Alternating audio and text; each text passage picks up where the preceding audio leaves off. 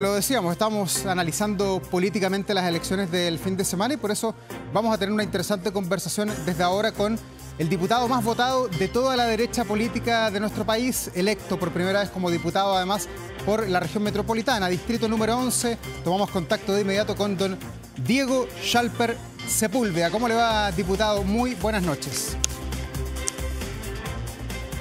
Hola Davor, muy buenas noches, saludarte y sí, efectivamente muy contento por el resultado electoral. Obviamente fue un día de dulce y agraz, resultado en lo particular, pero obviamente en general hay mucho que analizar y bueno, lo estaremos conversando en este programa. ¿Y se esperaba usted un triunfo tan contundente viniendo desde otra región a la región metropolitana? Bueno, hicimos un trabajo muy intenso de 60 días. Yo me comprometí con mis equipos que íbamos a estar en la calle en las 5 comunas del distrito, que íbamos a tener despliegue muy temprano en la mañana, en la tarde. La gente a veces se sorprendía porque me veía varias veces en el día. Y creo que ese esfuerzo, esa mezcla entre defender ideas con firmeza, tener capacidad de solucionar problemas concretos de los vecinos y al mismo tiempo estar muy cerca de las distintas realidades que interpreta este distrito, creo que nos permitió llegar a distintas realidades. Así que bien contento y con muchas ganas de aportar no solo en lo legislativo, sino que también en la representación territorial, Davor. Ya, a usted le fue bien, mantiene un cupo como diputado para Renovación Nacional, pero a su partido no le fue tan bien en el intento de tener participación en el hemiciclo, sobre todo en la Cámara de Diputados. ¿Qué pasó allí? ¿Por qué falló el partido? ¿Eligió mal a sus candidatos? ¿Pactó mal en las listas? ¿Cuál es el mea culpa que se puede hacer? Bueno, lo primero, obviamente, vamos a los datos. Renovación Nacional en la senatorial disputaba 5 cupos de senadores, retuvo 4 de los 5, lo cual es un buen trabajo. Obviamente, destacar lo que hizo especialmente Andrés Longton en la región de Valparaíso, Miguel Becker, por supuesto también Andrea Valladares en la región del Maule y Camila Flores.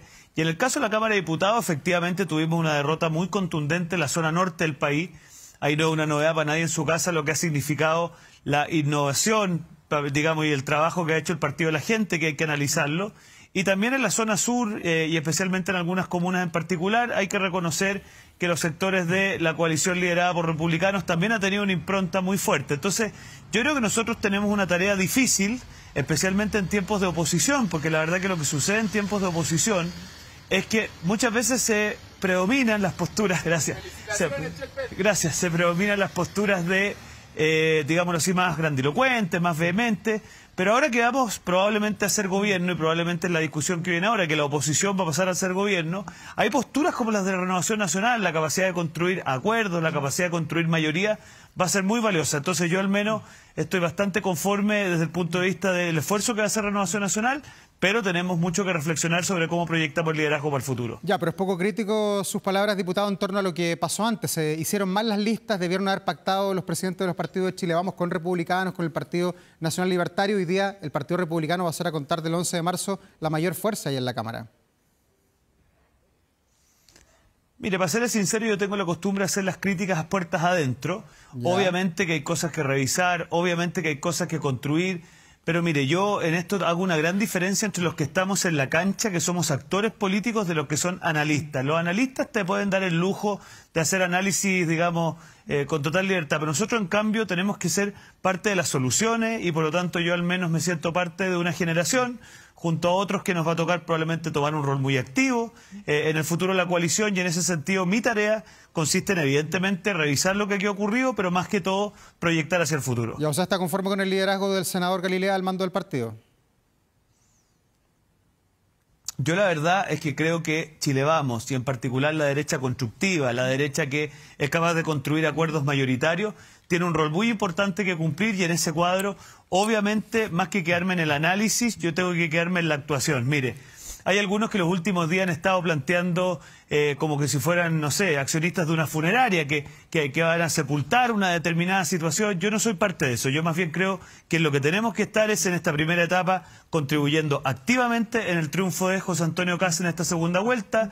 Toda discusión sobre el futuro del partido, la coalición, puede esperar un poco, pero incluso en esa sintonía yo me siento parte de aquellos que queremos mirar hacia adelante de manera constructiva, más que estar en la dinámica autoflagelante. Ya, pero ya que se me metió en ese tema, diputado, hablemos de Chile Vamos. Hay algunos militantes destacadísimos también ahí en el partido que han tenido cargos prominentes, incluso ministros como Cristian Monkeberg, exministro como Cristian Monkeberg, que han dicho que se acabó el ciclo político, que Chile Vamos no va más por lo que obtuvo ahí en el Parlamento y también porque a Evelyn Matei no le fue bien, salió quinta finalmente. Mire, como le decía, a ver, yo creo que todo lo que nos desenfoque de la tarea de ahora, que ¿cuál es la tarea? No introducir ruidos, no introducir discrepancias, sino que poner toda nuestra energía y esfuerzo en resolver esta segunda vuelta, que va a ser muy importante que haya un triunfo muy contundente del candidato de oposición que ha logrado pasar a la segunda vuelta, que es José Antonio Kast. Y respecto a la discusión de más largo aliento, mire, yo creo que en tiempos de oposición y de polarización, muchas veces no se es capaz de construir una identidad que sea firme, es decir, clara en los principios, pero al mismo tiempo constructiva. Pero cuando uno es gobierno y tiene que construir políticas mayoritarias, políticas de Estado, de largo plazo, pensar de ahora en 12 años de gobierno y no solamente en 4, acuérdese de mí, la mirada de algo que es capaz de construir esos acuerdos va a ser muy valiosa. Pienso, por ejemplo, en el dilema que enfrentó el Partido Popular en España. Pienso, por ejemplo, en el dilema que enfrentó la CDU en Alemania. Ese tipo de situaciones son las que tenemos que mirar para salir adelante con una identidad clara, una identidad firme, pero al mismo tiempo muy convencido de que los países no se gobiernan desde la polarización, sino que se gobiernan desde ser capaces de ser constructivos. Ya, pero esa es su mirada, su diagnóstico, diputado Chalper, pero otros militantes de su partido que tienen tanto los derechos o el mismo derecho que usted de expresarse sobre el futuro de la coalición, ya pusieron el tema sobre la mesa, ya dijeron que Chile Vamos se acabó, que finalizó, que se acabó el ciclo. ¿Es erróneo lo que hacen ellos de anticipar un escenario el día después de la elección? Mire, yo en vez de ponerme en la sintonía de la funeraria, prefiero ponerme en la sintonía de la aceleradora. Es decir, ¿Y hay quien en vez de quedarme en el diagnóstico de analítico ¿Ahí usted discrepa con Cristian Monkeberg? No, a mí me gusta... No, a mí para serle franco, Davo, nunca me ha gustado personas que están en la acción política que de un minuto a otro se ponen un gorro de analista y miran esto desde afuera. Yo más bien que como soy actor de la política y estamos en la cancha, nuestra tarea consiste en mirar una realidad, hacerse las autocríticas correspondientes a puertas adentro, pero salir con cosas propositivas. Mire, acaba de emerger, Davo, una nueva generación que ha tenido desempeños electorales espectaculares. Yo pienso en Andrés Longton en la región de Valparaíso, pienso en Andrea Valladar en la región del Maule. O sea, pienso en gente que va a tomar posición hacia adelante. Y yo creo que nuestra renovación de liderazgo, acompañado de un discurso con firmeza y con capacidad de trabajo, es lo que le tenemos que ofrecer al país para mirar en 4 años más esto en otra perspectiva. Ya, diputado, dejemos el análisis partidario y vamos a la foto de lo que viene o lo que está pasando y que va a seguir pasando aquí al 14 de diciembre, que es la elección presidencial. Primero, ¿cuál es su análisis? Muchos en la derecha, lo he escuchado hoy día, leo varios análisis, dicen que es carrera corrida, que Kast ya ganó la presidencial. ¿Usted tiene esa misma mirada? O sea, yo creo que ni en los peores vaticinios del gobierno y del comando Janet Jara le iba a ir tan mal. La verdad que la candidata de la izquierda ni siquiera alcanzó el piso del apoyo del presidente Boric, que ya es bastante bajo. Nuestra impresión es que el sector que ella representa, especialmente después de su cierre de campaña, donde se reeditaron cánticos que uno veía en el octubrismo, en el estallido social, el que nos salta es Paco, ese tipo de cosas yo creo que han ido ahuyentando a mucha gente y la ha ido transformando ella en una candidata de la izquierda muy radical. En esa coyuntura, cuando 7 de cada 10 chilenos manifestaron una intención de cambio, yo creo que la tarea ahora es construir un espacio que convoque a las distintas sensibilidades que quieren un cambio y hacer de ellas unidad por el cambio. Y si eso se hace de manera inteligente, de manera constructiva, yo creo que lo más probable es que en Chile tengamos un cambio de gobierno y este pésimo gobierno sea una mala anécdota o un mal recuerdo que le ha afectado mucho la vida a los chilenos. Ya, pero en la confianza está el peligro, el pan a veces se quema en la puerta del horno, hay varios dichos populares, hay que ponerle ojo también a lo que puede hacer Janet Jara, con quién pueda pactar en las próximas horas o en los próximos días. O sea, yo lo que he visto es que el candidato José Antonio Kast ha hecho lo que tenía que hacer, que es inmediatamente ponerse a trabajar al día siguiente, partir a una zona que es extremadamente importante para nosotros, especialmente pensando en las muchas personas que padecen la negligencia de este gobierno en el combate al crimen organizado, en el combate al terrorismo. Se mantiene hoy día una reunión de trabajo entre el presidente del Partido Republicano y los partidos de Chile Vamos. Entonces yo al menos creo que hay que seguir adelante, dar los pasos como corresponde. Se vienen otras señales, que no voy a ser yo el que haga el spoiler, ¿no? Pero tengan la tranquilidad los chilenos que las distintas oposiciones somos conscientes que Chile necesita un cambio de rumbo y que ese cambio de rumbo se construye con unidad. ¿Cuánta de la votación de Evelyn Matei usted la da por segura que ahora va a estar con José Antonio Kast y cuánta se puede disipar en el nulo o en el voto por Janet Jara? Mire, me alegró mucho ver hoy día a Carlos Maldonado manifestando una posición. Aquí Yo creo que si uno revisa la declaración que ha hecho Demócratas... Claro, si usted se da cuenta, la declaración que ha hecho Demócratas da cuenta de una cosa que es muy importante, que es que después de lo que aconteció en el cierre de Janet Jara, pero más que el griterío contra Carabineros, la incapacidad de la candidata de ponerle freno a eso, yo creo que hemos reeditado el escenario del apruebo y del rechazo, y por lo tanto todos aquellos que estuvimos por rechazar la propuesta refundacional de la izquierda radical, no nos va a caber ninguna duda que tenemos que estar por una opción de cambio. Entonces yo creo que todos tenemos que entender que lo que está en juego en Chile es demasiado profundo, y por lo tanto en esa coyuntura yo no tengo ninguna duda que los distintos liderazgos de oposición vamos a entender el rol histórico que nos toca y nos la vamos a jugar por la unidad por el cambio. Ya, pero ¿cuánto de la votación de Evelyn Matei, que usted apoyó además en la primera vuelta, cree que se va a pasar a José Antonio Kast? Porque traspasar el 100% es complicado. Yo no conozco a nadie que haya apoyado a Evelyn Matei que esté dispuesto a subirse a la jaraneta. A nadie. Porque uno habla en la calle, hay mucha gente que dice que votó por la Evelyn Matei y que hoy día va a votar nulo porque no vota por José Antonio Kast, porque lo puede encontrar un poquito más extremo en su planteamiento. Bueno, yo le recordaría a esa gente con mucha empatía, con mucha, digamos, conciencia, de que las segundas vueltas son binarias. Y cuando usted deja de votar por alguien, tácitamente está apoyando a la otra opción.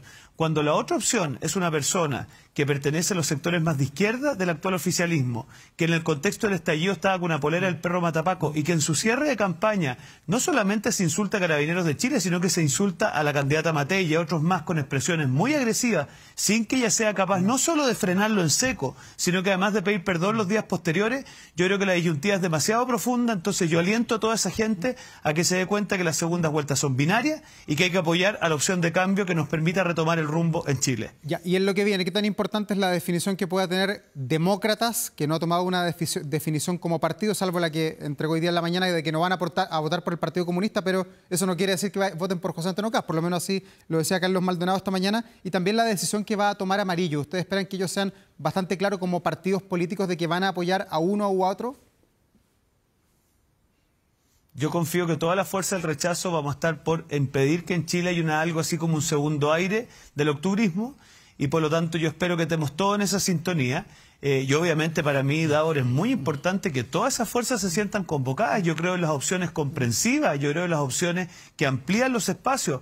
La tarea que tenemos desde el próximo año de hacer un ecosistema favorable a la inversión, de reducir impuestos, de terminar con las contribuciones abusivas, de modificar el estatuto administrativo, por mencionarle algunas cosas, reformar el sistema político, hacer gestión policial. O sea, son tantas las cosas que hay que hacer que yo soy un convencido de que todos los que estuvimos por el rechazo ahora vamos a estar en formato positivo por hacer los cambios que Chile necesita para recuperar la fuerza que tiene que tener. Ya, usted que estuvo en el comando de Evelyn Matei, ¿están limadas todas las asperezas ya con José Antonio Kast y su equipo? Hoy día en la mañana vimos que se juntaron los economistas, pero eso es sincero, ¿de verdad se perdonaron todo aquello que se dijeron, que pasó, que fue noticia durante los últimos 3 o 4 meses? Mire, yo soy un admirador de la generosidad y el patriotismo que ha tenido Evelyn Matei, y por lo tanto eso inspira a todos aquellos que estuvimos disponibles a apoyarla y a votar por ella a tener los mismos gestos de patriotismo y de generosidad. Chile está en un momento demasiado crítico y por lo tanto esa situación de crisis que ha generado la inacción y la indolencia de este gobierno nos va a mover a todos a tener unidad, patriotismo y generosidad. Ya, ¿cómo esperan influir en el programa de José Antonio Kast? Hoy día partió esta primera reunión con los economistas de Matei y mañana entiendo que los economistas de José Antonio Kast se juntan con el equipo de Johannes Kaiser. Pero ¿ustedes cómo van a influir? ¿Cuál es la idea, la bandera que quieren colocar en la recta final? A ver, a mí en lo personal me importan mucho dos cosas. Uno, poner por delante los mínimos comunes, o sea, que tengamos un espacio de trabajo en el cortísimo plazo que tenga por delante seguridad, que tenga por delante incorporar un ecosistema favorable a la inversión. Eso tiene que ver con rebajas tributarias, con terminar con permisos sectoriales, con reformar el sistema de evaluación de impacto ambiental, con terminar con las contribuciones abusivas, hacer un Estado eficiente, o sea, reformar el estatuto administrativo, y muy importante, y yo voy a abogar mucho por eso, que desde el día 1 nos la juguemos por reformar el sistema político. Nosotros tenemos que devolverle a Chile una sala de máquinas que pueda funcionar. Y si nos estructuramos sobre los mínimos comunes, sobre la experiencia, sobre un trabajo responsable, yo estoy seguro que los chilenos no solo van a notar la diferencia, sino que se van a dar cuenta que aquí la proyección no es a 4 años, sino que es a 8, a 12, porque los cambios en los países requieren ese nivel de proyección. Ya, ¿y van a respaldar a José Antonio Kast si toma también ideas del programa de Johannes Kaiser, como por ejemplo indultar a violadores de los derechos humanos?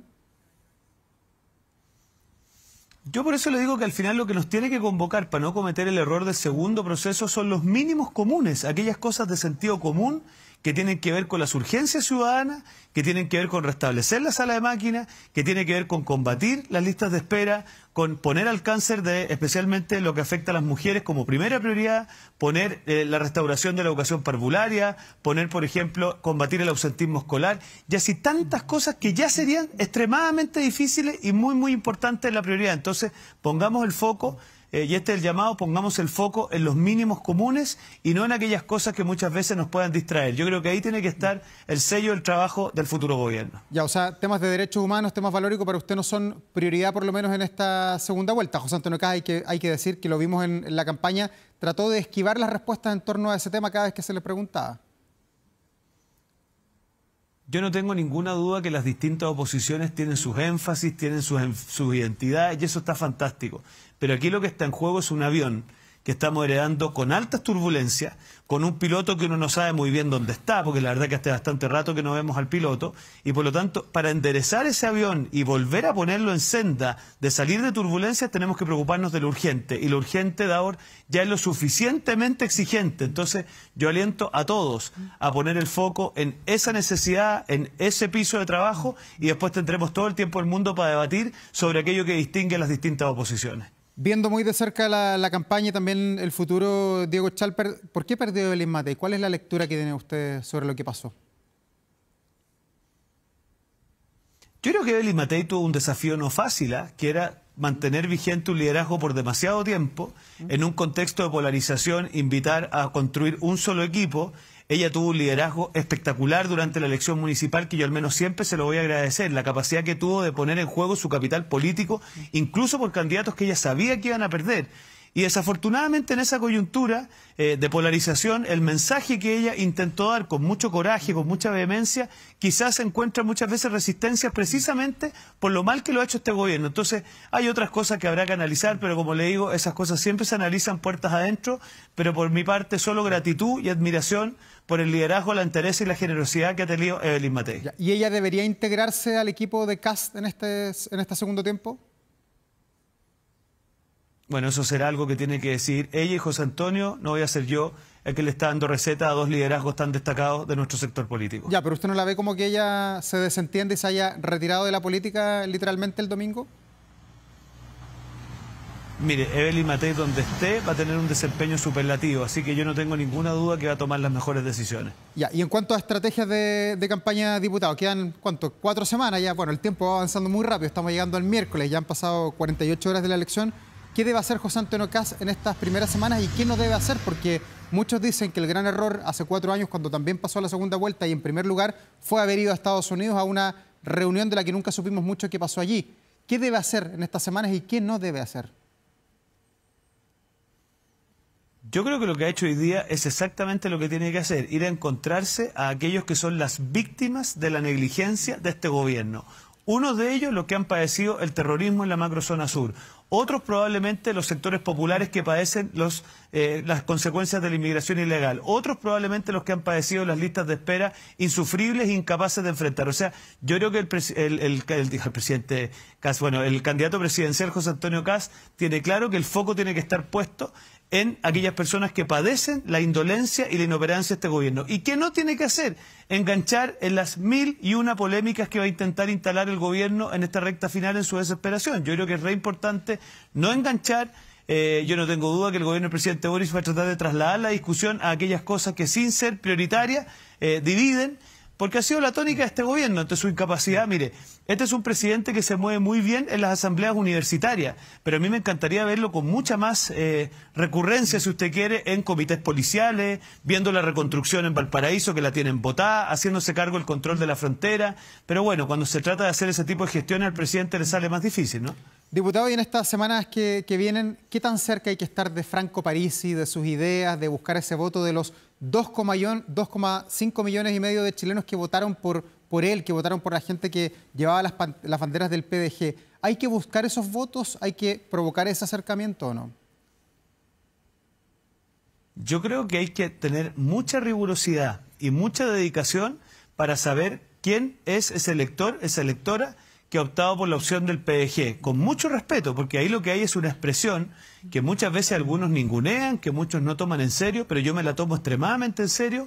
Ya tenemos ciertas luces de lo que hemos ido viendo, no va a ser este el espacio donde yo las cuente, pero lo que sí es importante es que tengan claro que el futuro gobierno va a tener un foco en esos segmentos medios, en esos segmentos esforzados, en esas familias de sectores populares que ven en el PDG una opción de cambio, una opción de empatía, y por lo tanto yo creo que una de las tareas fundamentales, no solamente de la campaña, sino que del proyecto político que se vaya a proyectar para adelante, es cómo se interpreta a esos sectores que han visto en el Partido de la Gente una expresión política que quieren seguir adelante. Claro, y eligió un número no menor de 14 parlamentarios. ¿Para usted ellos van a estar con la derecha o con la izquierda en el Parlamento? Yo lo que conozco, de los que conozco, es que son gente que busca empatizar con el sentir de sus electores, que busca poner por delante el emprendimiento, el motor de las personas. Es gente que probablemente no se siente cómoda con las posturas de izquierda en materias, por ejemplo, de economía, donde el Estado asfixiante les es hostil. Probablemente cuando escuchen en el Parlamento cómo vota el Partido Comunista en migración ilegal, cómo votan este verdadero romanticismo de la violencia que ellos muchas veces tienen, yo no tengo duda que no se van a sentir parte de eso. Así que dejemos que las cosas se den, pero yo tengo plena certeza que aquellos que creen en el mérito, en el esfuerzo personal, no tienen nada que ver con presentar, por ejemplo, requerimientos del Tribunal Constitucional cuando se borran permisos, o hacer requerimientos en el TC cuando se busca limitar el acceso a los migrantes ilegales. O sea, ellos mismos se han ido dando cuenta cómo muchas veces Janet Jara muestra una cara muy amistosa de votaciones del Partido Comunista que no tienen nada que ver con lo que ella dice defender. Ya, diputado, apelo a dos cosas: su rol como comunicador, como analista, que lo ejerció aquí en Estado Nacional durante muchos años en TVN, también a su conocimiento del Parlamento desde adentro y a su juventud, 40 años nomás. El PDG, ¿por qué llegó con tanta fuerza al Parlamento? ¿Cómo se lee lo que está pasando sobre todo en el norte de Chile, donde Franco Parisi tuvo la capacidad de ganar 4 regiones del país? ¿Por qué ellos parecen sintonizar mejor que ustedes, que son de la clase política más tradicional en nuestro país? Bueno, un poco por eso también. Yo creo que Franco Parisi interpreta un sentir crítico de una dirigencia política que muchas veces no tiene el sentido de urgencia suficiente, no tiene la capacidad de tener soluciones suficientemente eficaces, y por lo tanto hay un sentir antidirigencia política que hay que interpretar. Yo hay un documento, es raro que uno se cite uno mismo, pero hay un documento que se llama Unidad por el Cambio, donde yo intento hacer un análisis lo más riguroso posible de lo que fue el malestar social, y el malestar social en Chile tiene mucho que ver con segmentos medios que durante los 90 mejoraron mucho su situación respecto a sus antecesores, tuvieron mucho mejor nivel de ingreso, acceso a cosas que sus padres no tenían, pero de un momento a otro, cuando se produce una debilidad en materia económica, se vieron restringidos.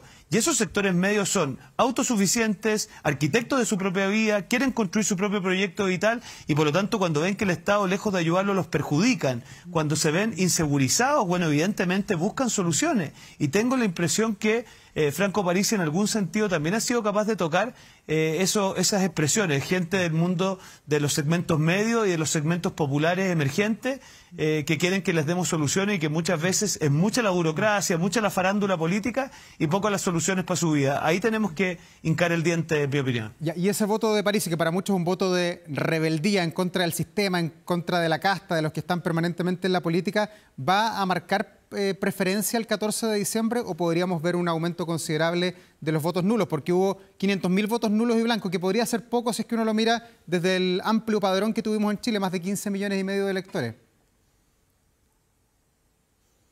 Mire, hoy día uno de los diputados del PDG dijo que iba a seguir con José Antonio Kast. El presidente del PDG dijo que la vez pasada votó por José Antonio Kast.